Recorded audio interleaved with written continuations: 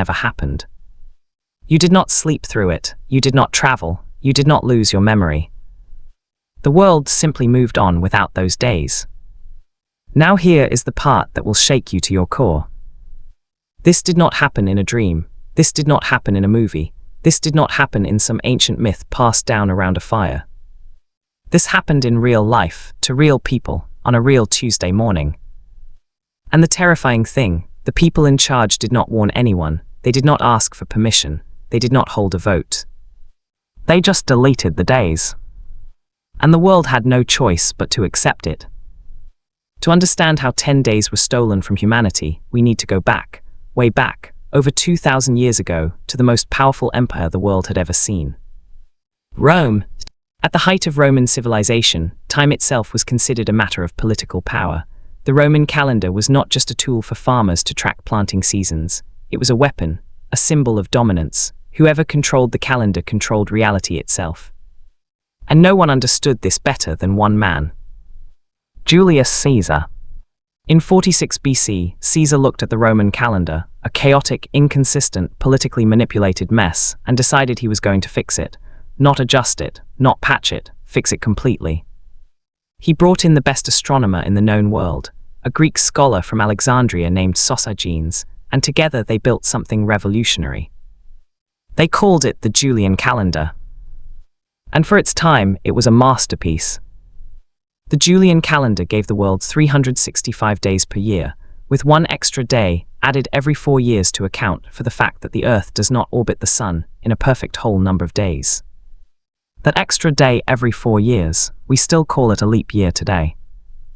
Caesar's calendar was elegant, it was logical, it was the most sophisticated timekeeping system the ancient world had ever seen. There was just one tiny problem. It was wrong. Not obviously wrong, not embarrassingly wrong, just slightly, quietly, persistently wrong. Sosigenes calculated the solar year, the time it takes the Earth to orbit the Sun, at exactly 365.25 days. The actual length of the solar year is 365.2422 days. That is a difference of just 11 minutes and 14 seconds per year. 11 minutes, that is barely enough time to finish a cup of coffee. Surely that could not matter, right? 11 minutes per year, in 10 years that is less than 2 hours, in 100 years it is less than a day. But the Julian calendar had been running for over 1,500 years. And in 1,500 years, 11 minutes per year becomes something that cannot be ignored. It becomes 10 full days. 10 days where every calendar in the world was pointing to the wrong date. 10 days where the spring equinox, one of the most important dates in the Christian calendar, used to calculate the date of Easter, was arriving earlier and earlier, drifting silently away from its rightful place like a ghost slipping through a wall. The seasons and the calendar had become strangers to each other. And someone had to fix it. By the 16th century, the problem was impossible to ignore. Church scholars, astronomers, and mathematicians across Europe had been sounding the alarm for decades. The calendar was broken, the seasons were drifting. Easter was being celebrated at the wrong time, which for the Catholic Church was not just an inconvenience, it was a theological crisis. And so in 1572, a man was elected Pope who was determined to solve this problem once and for all. His name was Ugo Boncompagni. You might know him better as Pope Gregory XIII. Gregory was not a young man when he took the papal throne. He was 70 years old, but he had the energy of someone who knew that history was watching. He assembled the greatest scientific and mathematical minds the Church had access to, including a brilliant Calabrian doctor and astronomer named Aloysius Lilius, and gave them one mission. Fix the calendar. Make it accurate, make it permanent, and make sure this never happens again. The team worked for years. They pored over centuries of astronomical data. They studied ancient texts. They argued, revised, recalculated, and argued again. And eventually, they arrived at a solution. The new calendar, which would come to be called the Gregorian calendar, made 2 critical changes. First, it slightly shortened the average year by changing the way leap years work. Under the Gregorian system, century years like 1700, 1800, and 1900 would not be leap years, unless they were also divisible by 400. So the year 2000 was a leap year, but 1900 was not. This tiny tweak made the Gregorian calendar accurate to within 26 seconds per year, so precise that it will not need correction for another 3,000 years. Second, and this is where it gets dramatic, to fix the accumulated drift of 1,500 years, they had to delete 10 days. Not slow the calendar down, not add extra time somewhere, just cut them out, surgically, permanently. 10 days gone forever. Pope Gregory XIII issued an official church decree on February 24, 1582. It declared that in October of that year, the world would skip 10 days. Thursday, October 4th would be followed immediately by Friday, October 15th. Just like that.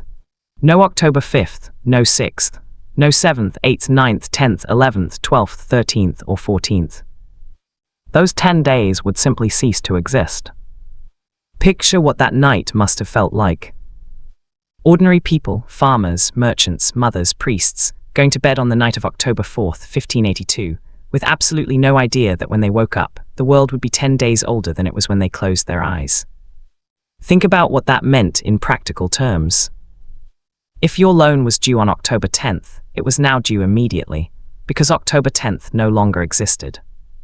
If you were a farmer who planned to plant crops on October 7th based on seasonal patterns, that date was gone. You had missed your window without ever having the chance to use it. If your contract said it expired on October 12th, lawyers across Italy were scrambling trying to figure out whether that contract was still valid, or whether it had already expired, or whether it had simply evaporated along with the date it was written on. People were furious. In some places, workers demanded to be paid for the 10 days they technically lost.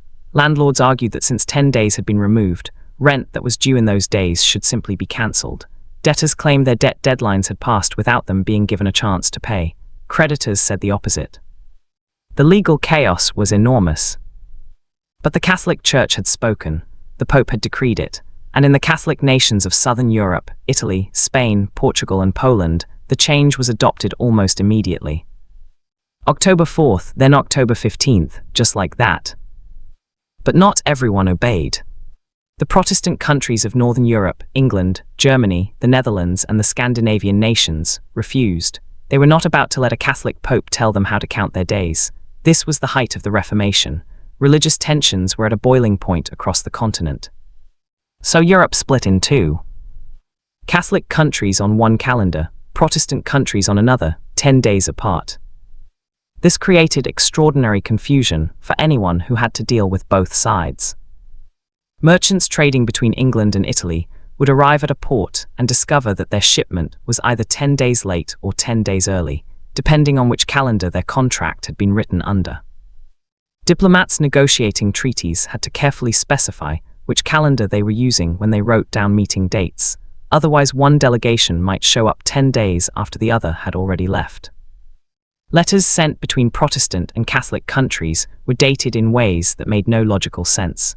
A letter sent from Rome on October 15th might arrive in London before October 5th, because London was still living in October 5th.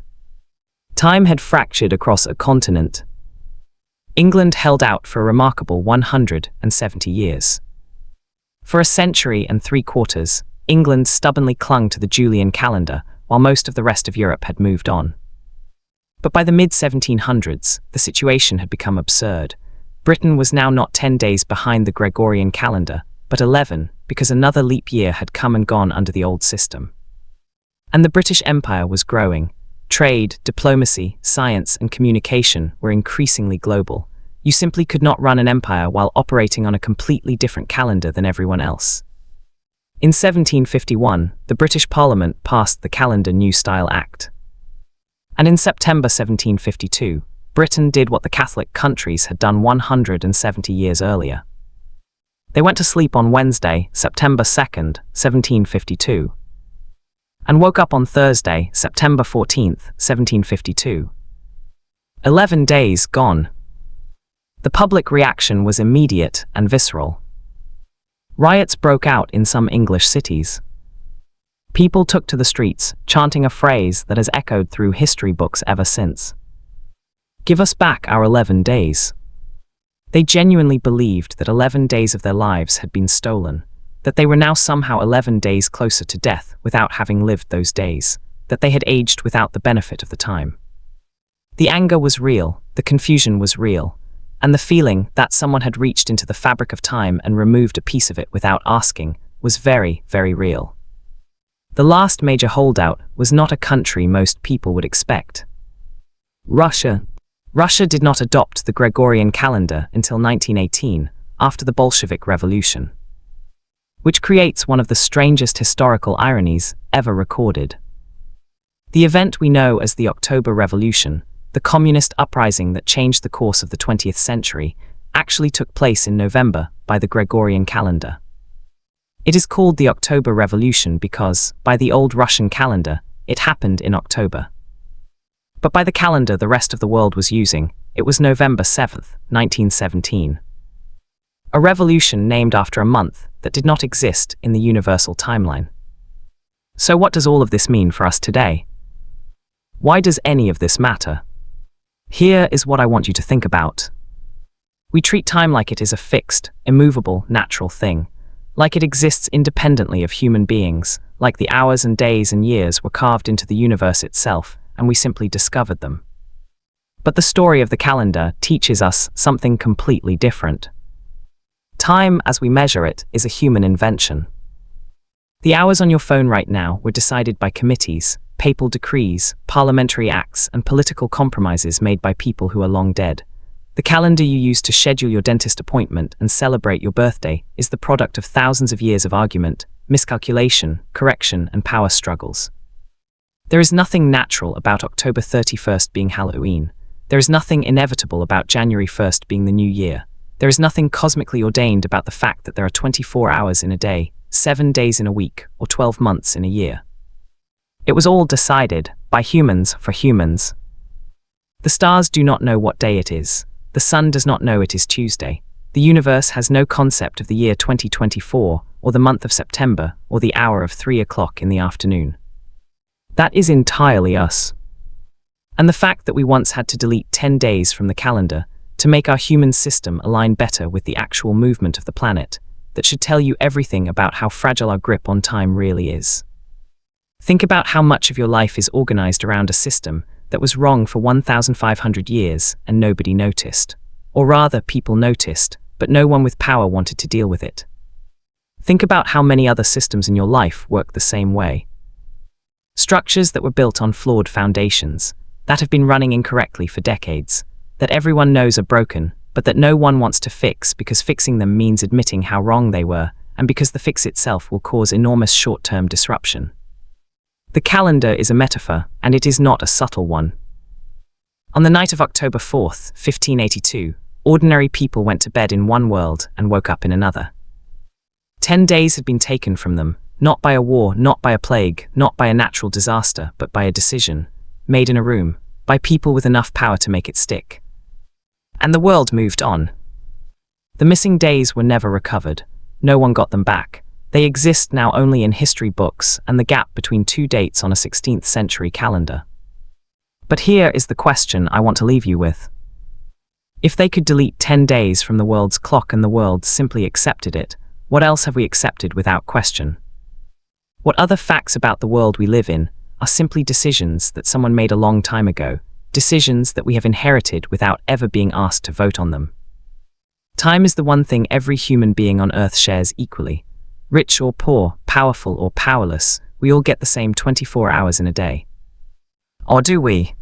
The hour that disappeared from the world's clock was not just a calendar correction.